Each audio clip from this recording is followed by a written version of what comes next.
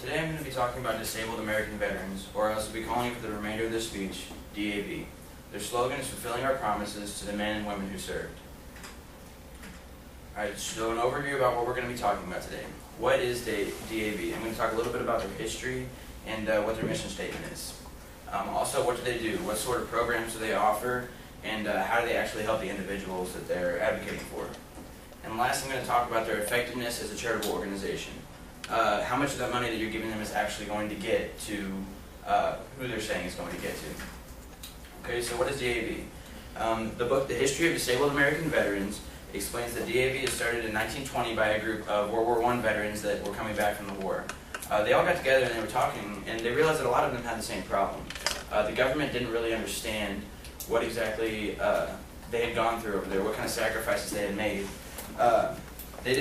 America wasn't really prepared for so many sick and wounded men to come back from the war, and they didn't really know how to handle it. Only 12 years after its beginning, Congress chartered DAV as the official representative of disabled American veterans in America. Their mission statement reads, "We are dedicated to a single purpose, empowering veterans to live high-quality lives with respect and dignity." And they do this in 3 different ways. Ensuring benefits. Ensuring benefits is going to be making sure that veterans get the benefits that they're entitled to by the government. This goes along with making sure that the government gives them those benefits and making sure that the veterans know how to obtain those through paperwork and knowing how to use technology and things like that. Some things that benefits that they're going to offer are financial aid for medical expenses, different counseling options for maybe a psychological disorder, and if they're aged, maybe a state veterans home if there's no one else to really take care of them. Alright, the second way that they're going to uphold that mission is by advocating for legislation. In a 2011 speech by DAV Chairman Donald Samuels, he explained that the DAV did not only represent disabled American veterans, it also represents their families, their widowed spouses, and their orphaned children, to Congress, the White House, and to the judicial branch.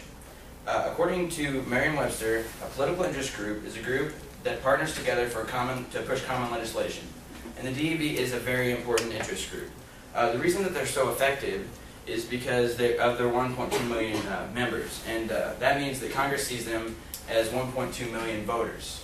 Some of the things that they're going to advocate for are going to be more benefits for veterans as well as the military men we have today, and increases in funding to different departments in the government that would help veterans and military, specifically the Department of Veteran Affairs.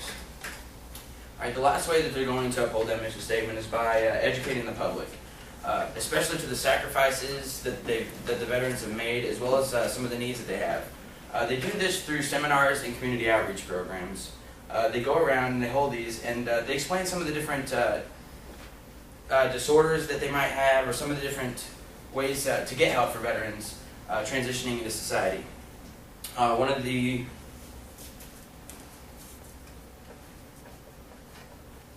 In a recent study by the American Psychological Association, in partnership with the Department of Veteran Affairs, indicates that up to 75% of our veterans today have a psychological disorder from active duty.